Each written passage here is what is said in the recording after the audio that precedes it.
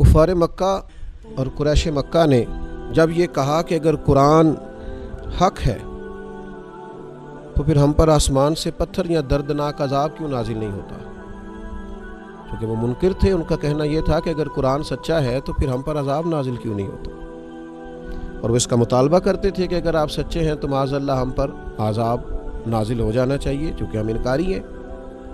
तो अल्लाह तबारक व तआला ने उनके मुतालबे के बावजूद उन पर अजाब नाजिल न किया कुरैश मक्का पर, और अजाब नाजिल न करने की वजह भी बयान फरमाई। आप गौर करें, वो मुतालबा कर रहे हैं कि अगर कुरान सच्चा है और हम इसके इनकारी हैं तो हम पर अजाब नाजिल क्यों नहीं होता। तो अल्लाह ताला ने अजाब नाजिल न करने की दो वजूहात बयान फरमाई। फरमाया वमा कान अल्लाहु लियुअज़्ज़िबहुम व अंत फ़ीहिम, अल्लाह का काम नहीं कि इन्हें आज़ाब दे जब क्या महबूब आप इनके दरमियान मौजूद हैं। सबसे बड़ी वजह यही है, ऐ महबूब आप इनके दरमियान मौजूद हैं, आपके होते हुए अज़ाब हो जाए, ये नहीं होगा।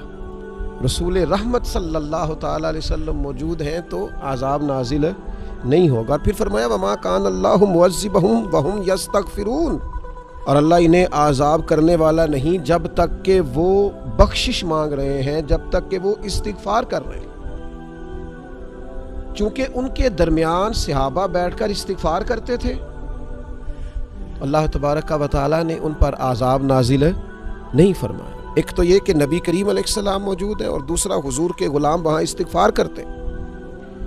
अल्लाह ताला ने फरमाया कि जब तक तुम में इस्तिग़फ़ार करने वाले लोग मौजूद हैं तुम पर आज़ाब नाजिल नहीं होगा। नबी पाक सल्लल्लाहु ताला अलैहि वसल्लम ने फरमाया अल्लाह ताला ने मुझ पर दो अमन वाली आयतें नाजिल फरमाई हैं, एक वमा कान अल्लाहु लियुअज़्ज़िबहुम व अंत फ़ीहिम, और एक वमा कान अल्लाहु मुअज़्ज़िबहुम व हुम यस्तग़फ़िरून। महबूब आप मौजूद हैं अज़ाब नहीं आएगा, और जब तक इस्तिग़फ़ार करने वाले मौजूद हैं अज़ाब। और यार कभी इस्तिग़फ़ार की फजीलत तो देखो, जब तक कोई इस्तिग़फ़ार करता रहता उस पर अज़ाब नहीं आता, जब तक कोई इस्तिग़फ़ार करता रहता उसे सज़ा नहीं मिलती। मुझे कह लेने दीजिए, जब तक कोई इस्तिग़फ़ार करता रहता उसके पर्दे नहीं खुलते, जब तक कोई इस्तिग़फ़ार करता रहता है उसे उसके जुर्मों पर सज़ा नहीं होती। इस्तिग़फ़ार एक ऐसी चीज़ है, रब से बख्शिश मांगना एक ऐसी चीज़ है जो अल्लाह तबारक व तआला की तरफ से आने वाली सज़ा को, अल्लाह की तरफ से आने वाली नाराज़गी को रोकता है। और अगर इस आयत के साथ, कुरान मजीद की इस आयत के साथ आप मुस्नद इमाम अहमद बिन हम्बल की उस हदीस को भी ज़हन में रखें जो हज़रत अबू सईद खुदरी रदी अल्लाह ताला अन्हु से मरवी है कि रसूलुल्लाह सल्लल्लाहु ताला अलैहि वसल्लम ने इरशाद फरमाया कि शैतान ने कहा था कि है मेरे रब, मुझे तेरे इज़्ज़त और जलाल की कसम, जब तक इन बंदों के जिस्मों में रूहें हैं मैं इन्हें गुमराह करता रहूँगा।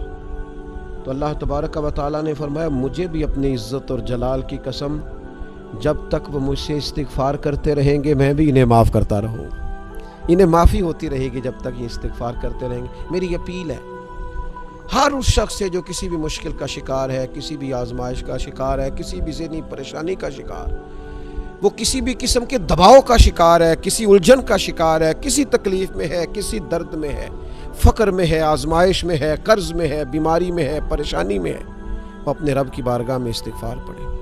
अस्तग़फ़िरुल्लाह रब्बी मिन कुल्लि ज़ंबिन व अतूबु इलैहि, कसरत करे, नहीं तो अस्तग़फ़िरुल्लाह अस्तग़फ़िरुल्लाह अस्तग़फ़िरुल्लाह कसरत से पढ़े।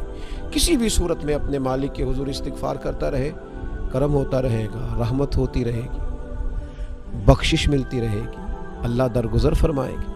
अल्लाह तबारक व तआला हमें जुड़ जाने की तौफ़ीक़ अता फरमाए।